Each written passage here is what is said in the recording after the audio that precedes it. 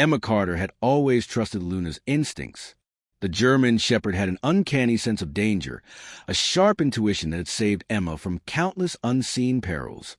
Snakes in the underbrush, approaching storms, even an intruder lurking too close to the house one night. But this was different.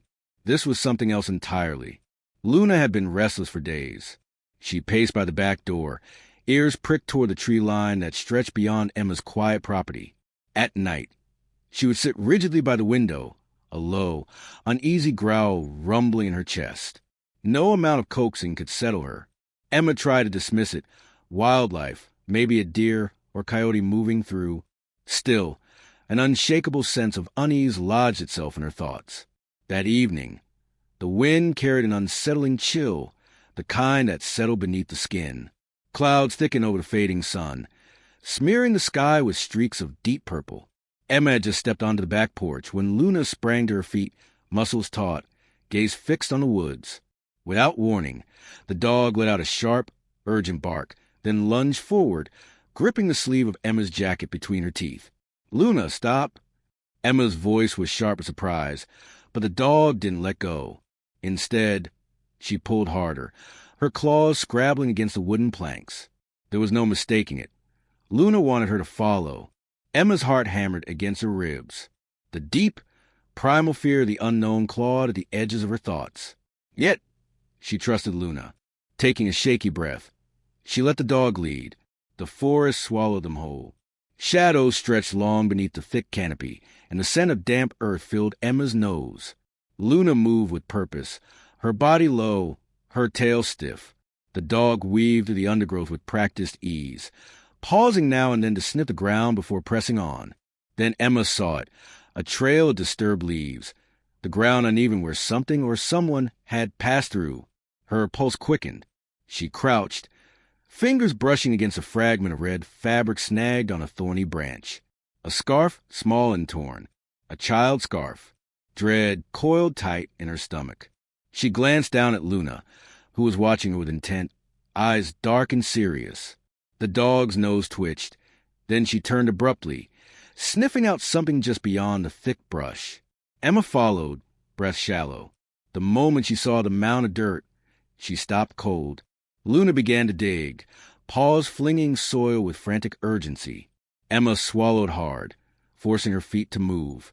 She knelt beside her dog and clawed at the earth with trembling fingers. The dirt was loose, freshly disturbed. Then her hand struck something solid. Emma recoiled, heart slamming against her ribs. With careful precision, she brushed away the remaining soil, revealing a bundle wrapped in cloth. For one agonizing moment, she was certain she had just unearthed something horrifying. A body. Her shaking hands hesitated before peeling back the fabric. A teddy bear, mud-caked, worn, but unmistakably a child's. Emma exhaled, relief flooding her in sharp contrast to the panic gripping her moments before. But the relief was short-lived. The toy had been buried, deliberately, and that meant someone had been here. A twig snapped in the distance. The sound sliced through the silence like a knife, sending a bolt of ice down Emma's spine. Luna stiffened, head whipping toward the noise. A low, warning growl rumbled in her throat. Emma's breath came in shallow gasps. She turned slowly, scanning the trees, searching for movement, for a figure lurking just beyond her sight. And then she heard it, a sound so faint she almost convinced herself she imagined it. A whimper, a child's whimper. Luna reacted instantly, tearing through the underbrush before Emma could stop her. Adrenaline surged, and Emma scrambled to her feet, racing after the dog. The branches clawed at her arms. Her legs burned from the effort, but she didn't slow. She couldn't. The whimper came again, clearer this time. Closer. Then the trees parted, revealing something that made Emma's blood run cold. A small footprint in the mud. And just beyond it, barely visible in the dim light, a shape curled between the roots of an ancient oak. A child. Emma's breath hitched. The little form was still motionless but not lifeless. She took a tentative step forward, pulse hammering in her ears.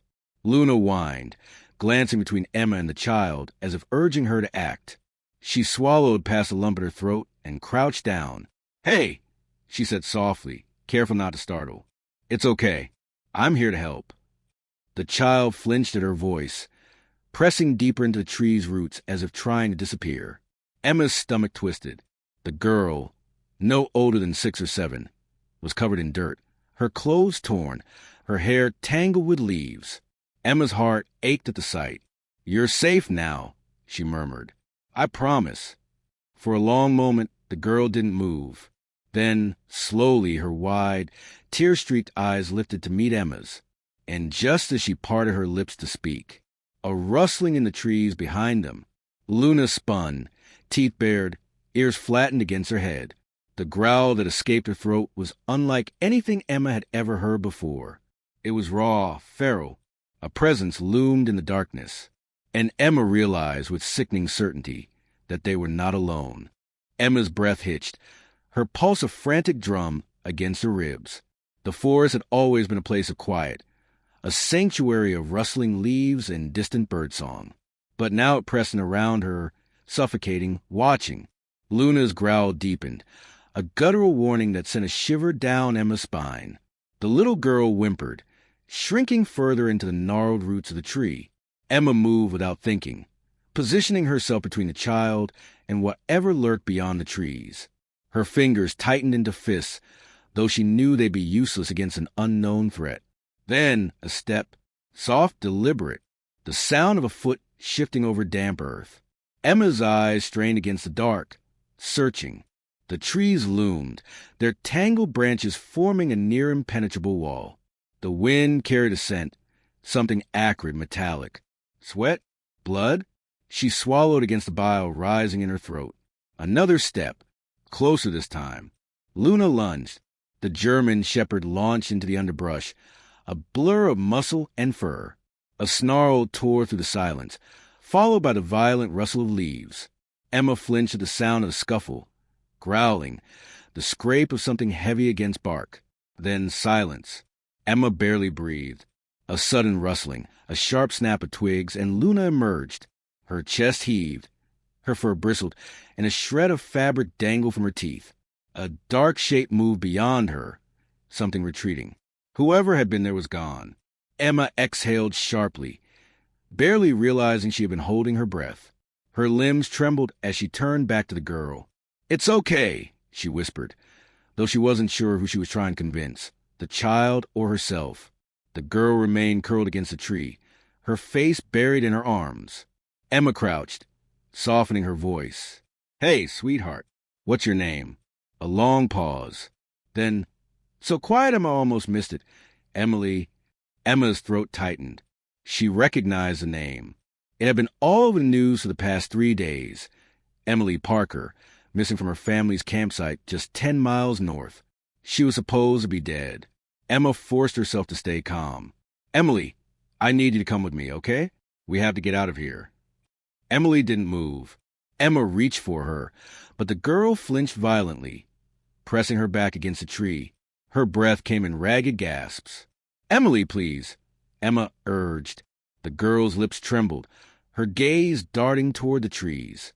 Her fingers clutched at the torn fabric of her sleeve, her entire body wound tight. Emma followed her line of sight. There, half hidden beneath the dirt, was a thick rope. One end was frayed, snapped. It had been tied around her ankle. Emma's stomach twisted. Someone had left her here, tied her up. The wind carried a sound from deeper in the woods. A voice, low, almost melodic. A tune whistled softly, carried through the trees. Emily's entire body convulsed in fear. Emma grabbed her hand. "We have to go. Now." This time, Emily didn't resist. Emma pulled the child up, gripping her trembling fingers as they stumbled through the underbrush. Luna took the lead, ears flicking back, alert. The ground was uneven, the night thick with shadows. Emma's boots slipped in the damp leaves, but she kept moving, fueled by the pure animalistic instinct to flee. Behind them, the whistling stopped. A voice called out, "Emily." The girl choked on a sob. Emma's grip tightened. Branches slapped against her arms as she pushed forward. The trees seemed endless, stretching in every direction. She couldn't tell if they were going the right way anymore. Panic blur her senses. Then she saw it. A structure loomed ahead. Not a house, not a shed, something in between. The roof sagged under years of neglect, the windows shattered, a door hanging loose on rusted hinges. The scent of rot and damp would fill the air. Luna hesitated, sniffing the ground with quick, sharp bursts. Emily made a strangled noise in her throat. Emma turned to her. "What is this place?" Emily only shook her head, eyes wide with terror. A sound from behind, a footstep. Close. Too close. Emma shoved Emily forward. Inside. Now. The girl hesitated, but Luna gave a sharp bark, pushing her toward the doorway. Emily darted inside, and Emma followed, slamming the warped door behind them. Dust filled the air as she turned, her back pressed against the wood. The space was small, claustrophobic. A single overturned chair, stacks of empty cans, tattered blankets on the floor. The remnants of someone's hideout. Emma's stomach clenched. Emily was crying. Silent tears streaked down her dirt-streaked face, her arms wrapped tightly around herself. Luna stayed close to her, a protective barrier. Emma knelt beside her. "Emily, who took you?" The girl shook her head furiously. Outside, the footsteps stopped. Emma held her breath. The silence stretched long, unbearable.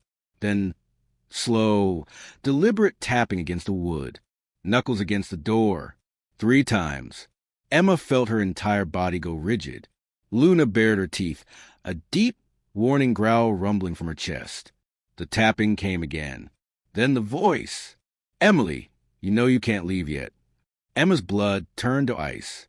The girl whimpered, her body trembling so violently Emma thought she might collapse. Emma stood, pressing her hands against the door as if she could keep the outside world at bay. Another tap. "You shouldn't have run, little one."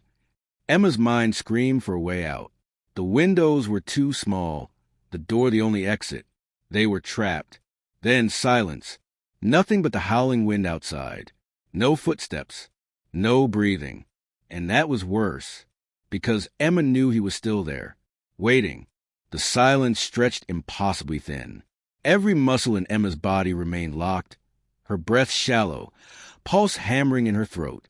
Luna stood rigid beside her, the fur along her spine bristling, her growl vibrating through the floor. Emily was curled in on herself, rocking slightly, lips pressed so tightly together they had gone white. Emma strained to listen. No footsteps, no rustling leaves, just the wind scraping against the cabin's rotting walls. And then, ever so faintly, the sound of retreating footsteps. 1, 2, 3, then nothing. Was he gone? She didn't trust it. Predators didn't abandon their prey that easily. Emma turned to Emily, crouching in front of her. "We have to move, sweetheart," she whispered. "Can you run?" Emily hesitated, then nodded weakly. Emma exhaled, shifting her gaze to Luna. The dog's ears were still pricked, her gaze locked on the door. She wasn't convinced either. Emma moved first, stepping lightly toward the window, peering through the fractured glass. The wood stretched in every direction, moonlight cutting thin slivers through the trees. Nothing moved, but that didn't mean they were alone. A single chance. That's all they had. She took Emily's small, clammy hand and eased open the door. The hinges groaned, but Emma ignored it. The wind carried the scent of damp earth, the cold biting through her thin jacket. Luna moved first, stepping into the open, scanning. Emma tightened her grip on Emily's hand. "Stay close. No matter what happens, don't let go." Emily nodded, squeezing her fingers. They ran. The forest swallowed them whole, shadows twisting as branches clawed at Emma's arms and legs. Her breath came in sharp, desperate gasps, her boots sinking into the soft earth. Luna bounded ahead, her dark form a guiding beacon through the chaos. Behind them, a noise, too close, a rustling, a snap, a voice. Emma didn't look back. She focused on the trees, on the path ahead, on the narrow sliver of open space beyond the undergrowth. The highway. Her lungs burned, but she pushed harder. Emily was nearly weightless in her grip, her small feet barely touching the ground as she ran alongside Emma. Then, From behind them, a crash, a roar of movement, and Luna's snarl. Emma barely had time to turn before the figure lunged from the trees. A man, tall, gaunt, his face half hidden beneath a hood. His hands reached for her, fingers gnarled, nails cracked. But before he could touch her, Luna was there. The dog launched, jaws clamping down on his arm, a guttural snarl ripping from her throat. The man screamed, staggering back as Luna yanked him off balance. "Run!" Emma shouted. Emily whimpered, but she obeyed, gripping Emma's hand as they tore through the trees. The sound of the struggle faded behind them, Luna's fierce growls mixing with the man's agonized shouts. Then the trees broke open. The road, a stretch of cracked asphalt bathed in pale light. Emma barely had time to register it before headlights appeared in the distance, a low hum of an approaching engine. She stumbled forward, waving her free arm wildly. "Stop, please." The car screeched to a halt. The driver, a man in uniform, a sheriff's badge gleaming against his chest, threw open the door. "What the hell?" "Help us." Emma gasped. He took one look at Emily, at Emma's wide, desperate eyes, and grabbed his radio. "I've got the missing girl." "Repeat, I've got Emily Parker."